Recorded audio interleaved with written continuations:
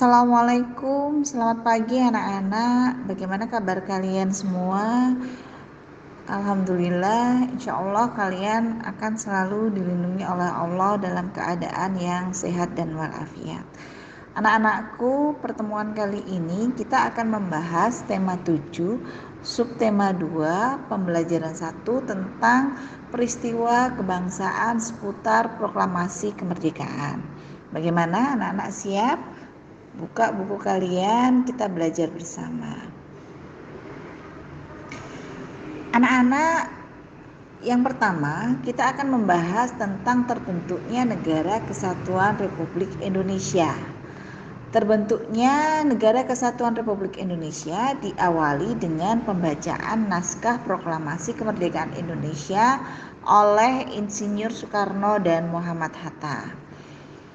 Latar belakangnya, pada akhir bulan Juli 1945, Jepang menyetujui pemberian kemerdekaan kepada Indonesia pada tanggal 7 September 1945. Namun, pada tanggal 6 dan 9 Agustus 1945, bom atom dijatuhkan sekutu di kota Hiroshima dan Nagasaki.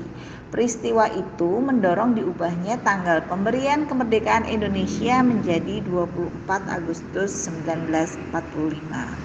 Kemudian, tanggal 15 Agustus 1945, Jepang menyerah tanpa syarat kepada sekutu. Nah, kesempatan inilah yang kemudian dimanfaatkan oleh bangsa Indonesia untuk memproklamasikan kemerdekaan. Nah, isi teks dari proklamasi 1. Teks proklamasi dirumuskan oleh 3 tokoh, yaitu Insinyur Soekarno, Muhammad Hatta, dan Ahmad Subarjo. Kemudian pembacaan teks proklamasi ini dihadiri oleh Insinyur Soekarno, Dr. Ades Muhammad Hatta, Wali Kota Suwiryo, Dr. Muwardi, Mr. A.A. Maramis, Ki Hajar Dewantoro, Sayuti Malik, S. Suhud, Latif Hendraningrat, dan sebagainya. Kemudian peristiwa pembacaan teks proklamasi. Pembacaan teks proklamasi kemerdekaan Indonesia itu dilaksanakan pada hari Jumat tanggal 17 Agustus 1945 di rumah Insinyur Soekarno, yaitu Jalan Pegangsaan Timur nomor 56 Jakarta. Acara yang disusun dalam upacara tersebut antara lain 1. Pembacaan teks proklamasi kemerdekaan oleh Insinyur Soekarno dan Muhammad Hatta. Kemudian yang kedua, pengibaran bendera merah putih. Yang ketiga, sambutan Wali Kota Suwiryo dan Dr. Muwardi. Isi teks dari proklamasi. Proklamasi.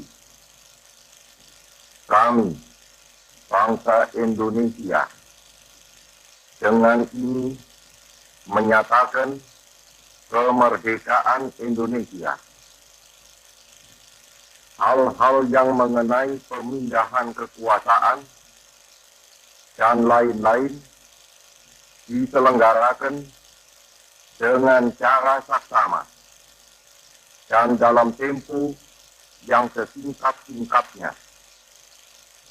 Jakarta, 17 Agustus 1945, atas nama bangsa Indonesia, Soekarno, Hatta.